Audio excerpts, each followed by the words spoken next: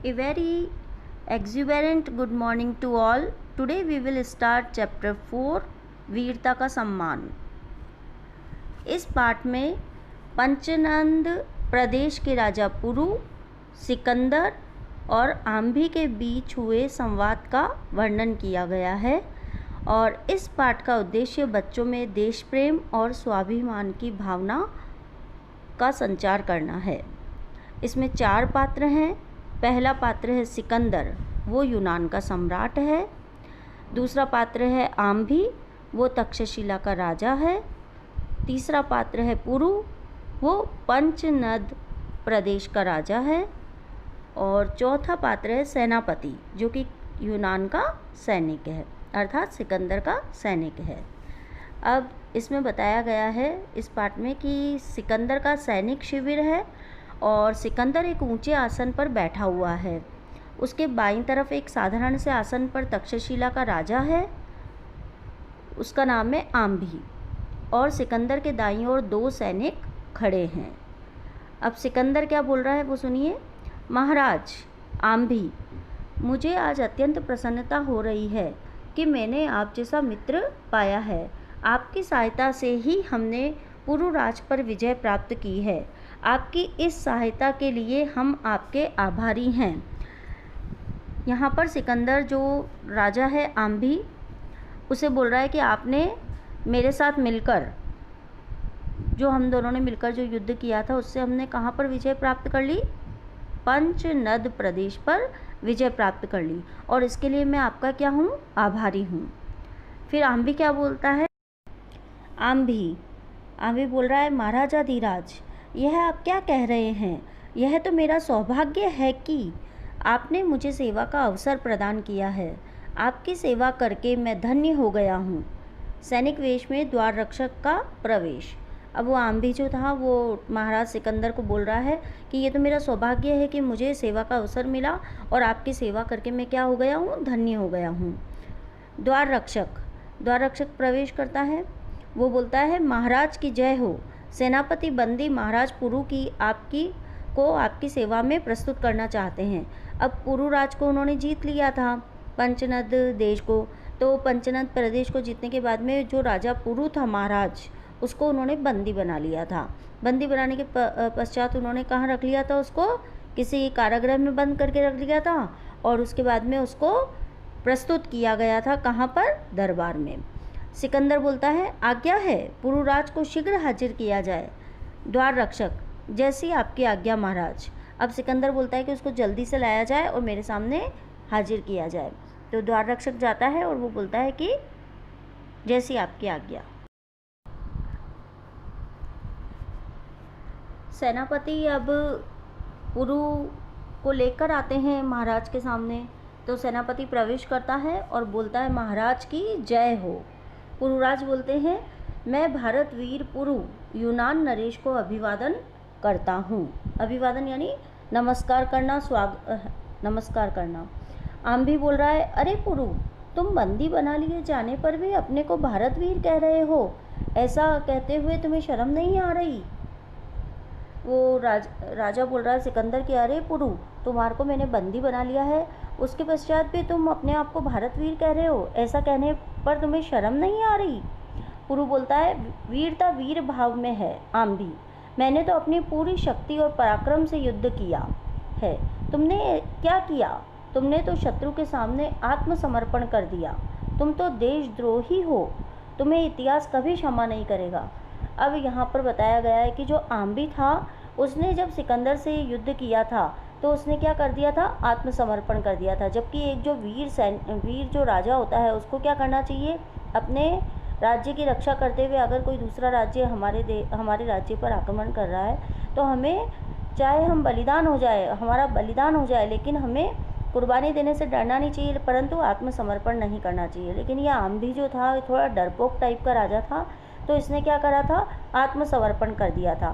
तो पुरु को इस बात से बहुत ही क्रोधित था। तो पुरु ने उसको स्पष्ट रूप से कह दिया कि मैं बंदी बना लिए जाने पर भी अपने आप को भारतवीर इसलिए कह रहा हूँ क्योंकि तुम्हारी तरह मैं कायर नहीं हूँ जो कि मैंने आत्मसमर्पण कर दिया। मैंने क्या किया है? अपनी पूरी शक्ति और पराक्रम से युद्ध किया था। पराक्रम मतलब वीरता। तो उसने पूरी शक्ति और वीरता से युद्ध किया था, इसलिए वो अपने आप को क्या कह रहा है, वीर कह रहा है, भारत वीर कह रहा है। और वो आम्भी उसकी नज़र में क्या है, देशद्रोही है। तो आम्भी बोल रहा है कि तुम्हें इतिहास कभी क्षमा नहीं करेगा। सिकंदर, लेकिन पुरुराज, इस समय तो तुम बंधन में हो।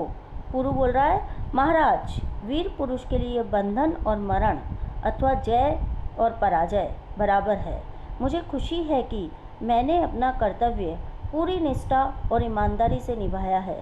भगवान कृष्ण ने भी कहा है, कर्म करो, फल की इच्छा मत करो। अब जो वीर पुरुष होते हैं वो कभी बंधन, मरण, जय और पराजय, उनको सबको वो बराबर मानते हैं। बस उनका केवल एक ही काम होता है कि वो कर्म करे और फल की इच्छा न करे। ऐसा हमारे ग्रंथों में भगवान कृष्ण ने भी कहा है। तो पुरु ऐसा बोलता है कि मैंने सिर्फ अपना कर्तव्य निभाया है और उसके बाद क्या होता है वो मेरे हाथ में नहीं है। आम्भी बोल रहा है, महाराज, यह तो लगातार बोले ही जा रहा है। सेनापति को शीघ्र इसका वध करने की आज्ञा दीजिए।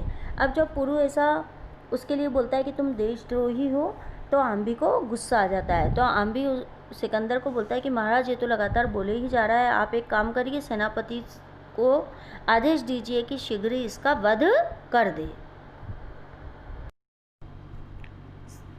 सिकंदर, आम्बे की बात अनसुनी करके, पुरुराज, मैं तुम्हारे साथ मित्रता करना चाहता हूँ, क्या तुम्हें स्वीकार है? अब सिकंदर, आम्भी जो बोलता है ना कि इसका वध करवा दीजिए, तो उसकी बात को अनसुनी कर देता है सिकंदर और बोलता है पुरुराज से, क्योंकि वो वीर था पुरुराज, तो बोलता है कि मैं तुम्हारे साथ मित्रता करना चाहता हूँ, क्या तुम्हें स्वीकार है? पुरु क्या बोलता है, यूनान नरेश, मैं आपकी चाल अच्छी तरह से समझ रहा हूँ। आप मुझसे मित्रता करके भारत राष्ट्र के अन्य राज्यों पर विजय पाना चाहते हैं। जो पुरु था वो सम्राट की जो चाल थी उसको अच्छी तरह जानता था कि वो दोनों मिलकर क्या करना चाहते हैं, वो चाहता है कि पूरे भारत पर अपनी विजय पताका फहराए। तो वो उसको स्पष्ट रूप से कह देता है कि मैं जानता हूँ आपकी मित्रता के पीछे क्या कारण है, आप चाहते हो कि भारत पर विजय हासिल करना। आम्बी इस बात का प्रत्यक्ष प्रमाण है। आप एक बात अच्छी तरह से समझ लीजिए, मैं आम्बी की तरह देशद्रोही नहीं हूँ। संधि करना भी देशद्रोह है, जिससे मैं कभी स्वीकार नहीं करूँगा। संधि करना मतलब कि समझौता करना। तो वो उनको स्पष्ट रूप से मना कर देता है कि मैं आम्बी की तरह देशद्रोही नहीं हूँ और मैं कोई आपसे कोई समझौता करने को भी तैयार नहीं हूँ। फिर आम्बी बोलता है, पुरु, अपनी जबान पर लगाम दो, तुम मेरा लगातार अपमान किए जा रहे हो। अब वो बार बार अपनी जो बात कह रहा था उसमें बार बार आम्बी का जिक्र कर रहा था कि मैं देशद्रोही नहीं हूँ आम्बी की तरह। तो आम्बी को गुस्सा आ जाता है और वो उसको बोलता है कि तुम लगातार मेरा अपमान किए जा रहे हो। पुरु व्यंग्य से, तुम्हारा अपमान आम्बी, क्या एक दास का भी मान अपमान होता है? अब पुरु जो था वो मजाकिया लहजे में बोल देता है कि तुम्हारा अपमान आम्बी, क्या एक दास का भी, जो एक गुलाम है, क्या उसका भी कभी कोई मान और अपमान होता है? क्योंकि ऐसा माना जाता है कि गुलाम जो होता है उसके अंदर स्वाभिमान नाम की ही कोई चीज़ नहीं होती है, तभी तो वो किसी का गुलाम होता है।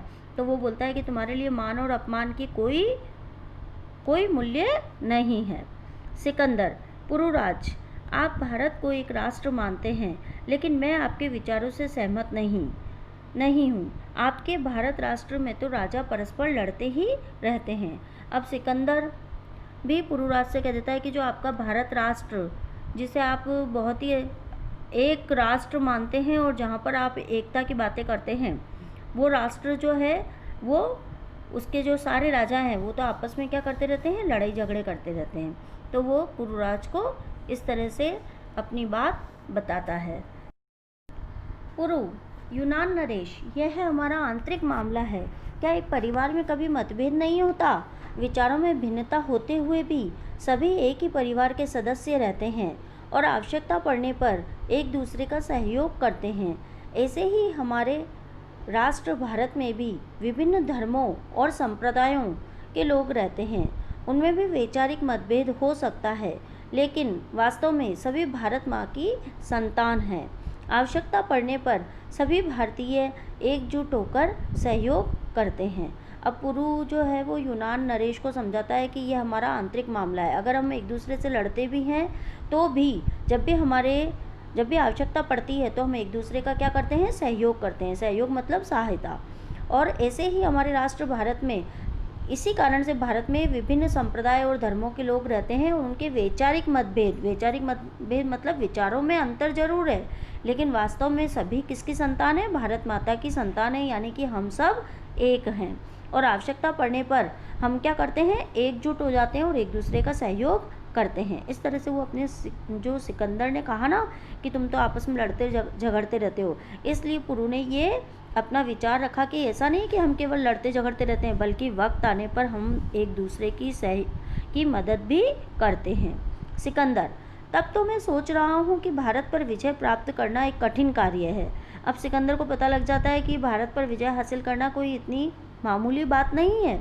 तो पुरु बोलता है, कठिन ही नहीं, भारत पर विजय प्राप्त करना असंभव है, यानी कि संभव ही नहीं है। सिकंदर, पुरु क्या कहते हो, तुम्हें पता है तुम किससे बात कर रहे हो। अब सिकंदर को क्या अपने आप पर बहुत ज़्यादा घमंड था, तो वो एकदम से बोल देता है कि तुम जानते हो तुम किससे बात कर रहे हो। मतलब सिकंदर के लिए कुछ भी चीज़ असंभव नहीं है, वो तो सब जगह जो असंभव है उसको भी संभव बना देता है। पुरु क्या बोलता है, जानता हूँ महाराज, आपको मेरी बातें कड़वी जरूर लग रही है, लेकिन मेरी बात में सच्चाई है। सत्य ही कहा गया है, प्रिय लगने वाले हितकारी वचन दुर्लभ होते हैं। मैं आपको प्रिय लगने के लिए झूठ बोलूं, यह संभव नहीं है। अब वो पुरु क्लियर कर देता है कि आपको तो क्या अच्छी लगती है बातें जो आपके हितकारी हो, लेकिन मैं इस तरह से झूठ नहीं बोलूँगा जो आपको मीठा लगे, इस तरह से मैं झूठी बातें नहीं बोलूँगा। मैंने बिल्कुल सही और कड़वी बात कही है कि भारत पर विजय प्राप्त करना असंभव है। तो सिकंदर को थोड़ा बुरा लगता है, इसीलिए वो इस तरह से बोलता है कि जानते हो तुम किससे बात कर रहे हो। फिर क्या होता है, आम भी कुछ बोलना चाहता है, लेकिन सिकंदर हाथ से इशारा करके रोक देता है। बीच में जो था ना वो आम भी जो कि गद्दार था, वो हाथ कुछ बोलना चाह रहा था, लेकिन सिकंदर ने हाथ का इशारा करके उसे रोक दिया।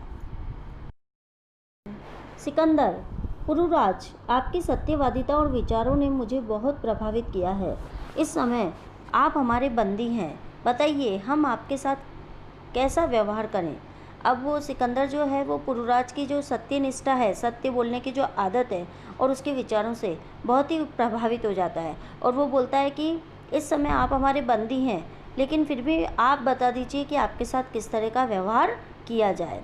पुरु बोलता है, वही जो एक राजा दूसरे राजा के साथ करता है। मतलब क्या, एक राजा दूसरे राजा के साथ तो क्या करता है, उसका स्वागत करता है, गले मिलता है, उससे ढंग से बात करता है।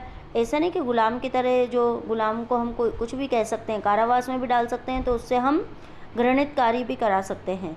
तो वो पुरुराज कह देता है उससे कि वैसा ही व्यवहार करिए जैसा कि एक राजा दूसरे राजा के साथ करता है। सिकंदर बोलता है, बहुत खूब पुरुराज, आप तो निसंदेह वीर हैं। सिकंदर वीरता का सम्मान करता है। तो खुश हो जाता है सिकंदर, और वो पुरुराज से कहता है कि आप तो वास्तव में वीर हैं और मैं वीरता का क्या करता हूँ, सम्मान करता हूँ। सिकंदर, सेनापति, पुरु को बंधन मुक्त कर दो, क्योंकि अभी पहले ये पुरु बंदी था तो उसके हाथों में बेड़ियाँ बांधी हुई थी। तो सिकंदर आदेश देता है अपने सेनापति को कि पुरुराज को क्या कर दो, बंधन मुक्त कर दो। और सेनापति आगे बढ़ता है और उसके जो बंधन थे यानी कि जो बेड़ियाँ थी उसको क्या कर देता है, खोल देता है। सिकंदर, पुरुराज आप आज़ाद हैं, आगे बढ़कर गले लगाता है। अब वो बोलता, पुरुराज आप आज़ाद है। जैसे ही बेड़ियाँ खुलती है वो दोनों मिलकर गले लग जाते हैं। आज से हम दोनों मित्र हुए, और दोनों क्या बन गए, मित्र बन गए। पुरु, महाराज आपसे मित्रता करके मैं अनुग्रहित हुआ हूँ। अब पुरुराज बोलता है कि मैं आपसे मित्रता करके क्या हो गया हूँ, मैं आपका आभारी हो गया हूँ। आम्भी मुंह बनाकर दोनों को देखता रह जाता है, पर्दा घिरता है। अब जो आम्भी वहीं बैठा हुआ था, सब उसमें उपस्थित था शिविर में, वो मुंह बनाकर, क्योंकि उसको तो पसंद नहीं आ रहा था ना पुरुराज, क्योंकि उसने बिल्कुल खरे खरे शब्दों में उसकी इंसल्ट कर दी थी, तो उसको तो समझ में नहीं आ रहा था। तो उस मुंह टेढ़ा करता है वो मुंह बनाकर, और क्या करता है, दोनों को देखता रह जाता है कि अरे दोनों में मित्रता हो गई।